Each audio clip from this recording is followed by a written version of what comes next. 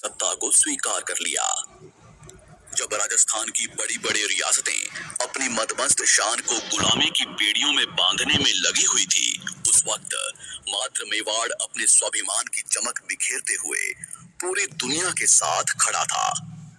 इस समय मेवाड़ पर राणा उदय सिंह का शासन हुआ करता था, जिन्होंने अपने पूर्वजों की भांति किसी की अधीनता को स्वीकार नहीं किया।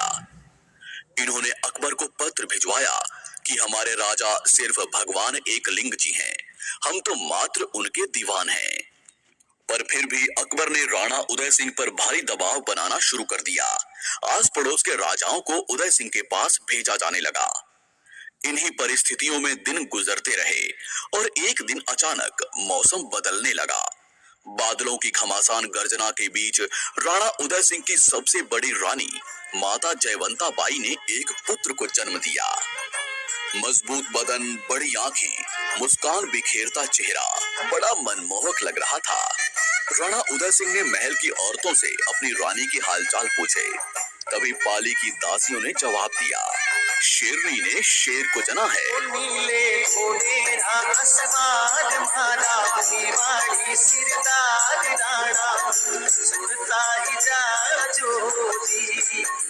राणा पुत्र पाकर बड़े खुश होने लगे। वे कभी राणा कुंभा के बनाए विजय स्तंभ को देखने दौड़ते, तो कभी बप्पा रावल की तलवार को प्रणाम करने। सरदारों ने पूछा, हुकुम, कुंवर जी का नाम क्या होगा? राणा शांत होकर बोले, जिस तरह सूरज अपनी चमक से धरती को रोशन करता है, उसी तरह मेरा पुत्र अपने शौर्य के प्रताप से मेवाड़ को रोशन करेगा। अतः इसका नाम प्रताप होगा, कुंवर प्रताप सिंह सिसोदिया। माता जयवंता बाई कृष्ण भक्त थी।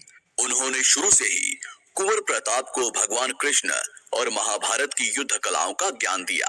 रानी जयवंता बाई कुंवर प्रताप को बताती कि किस तरह उनके दादा राणा सांगा ने अपनी तलवार की धार से दिल्ली की बादशाहत को रक्त से नहलाया, किस तरह उनके परदादा बप्पा रावल का शौर्य के रक्त में नहाया हुआ कलेजा जब अरब की धरती पर गरजा, तो आने वाले 400 सालों तक कोई भी विदेशी भारत की तरफ आंख उठाने की हिम्मत नहीं कर पाया। सिसोदिया वंश के इस अतीत को सुनते हुए प्रताप बड़े होने लगे। समय आने पर उनको गुरुकुल भेज दिया गया, जहां प्रताप सुबह का समय गुरुकुल में बिताते, दोपहर के समय वे भीलों की बस्तियों में चले जाते। शाम होते होते प्रताप लोहारों के गांवों में निकल जाते। उनको हथियार बनाने की कला सीखने में बड़ा आनंद आता था। जनता के बीच इस कदर घुल मिल जाने पर प्रताप सबके चहेते बन गए। भीलों ने उनको कीका कहकर बुलाया, तो वहीं लोहारों ने उनको अपना राजा मानना शुरू कर दिया। कुंवर प्रताप बचपन से ही वीर, स्वाभिमानी और हठी स्वभाव के थे। उनका शरीर सामान्य बच्चों से कई गुना मजबूत था। उन्होंने छोटी सी उम्र में ही अफगानियों की बस्ती पर धावे बोलने शुरू कर दिए। मेवाड़ से होकर गुजरने वाली मुगल सेना पर वे गुलेल से हमला कर देते। कुंवर के इन कारनामों को देखते हुए सबको लगने लगा था कि बड़े होने पर वे महापराक्रमी योद्धा बनेंगे और प्रताप ही भविष्य में मेवाड़ के राणा बनेंगे। उदय सिंह जी की कई रानियां भी थी, जिनसे उनको कुल 33 संतानें थी, पर उदय सिंह जी की सबसे प्रिय रानी थी धीर बाईसा। इनकी बात को राणा उदय सिंह अधिक महत्व देते थे। इन्हीं के कहने पर राणा उदय सिंह जी ने इनके पुत्र जगमाल को मेवाड़ का भावी राणा घोषित कर दिया। शास्त्रों के अनुसार सदैव बड़ा पुत्र ही राजा बनता है, पर सागर जैसे विशाल हृदय वाले कुंवर प्रताप ने पिता के इस आदेश को मानते हुए छोटे भाई जगमाल को राजसत्ता देना स्वीकार कर लिया।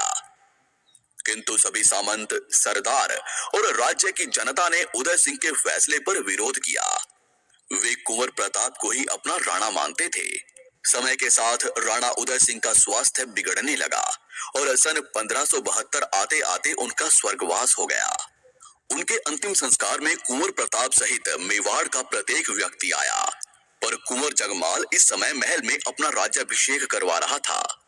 ऐसी संकट की घड़ी में जगमाल के अपने पिता के अंतिम संस्कार में उपस्थित न होने के कारण सभी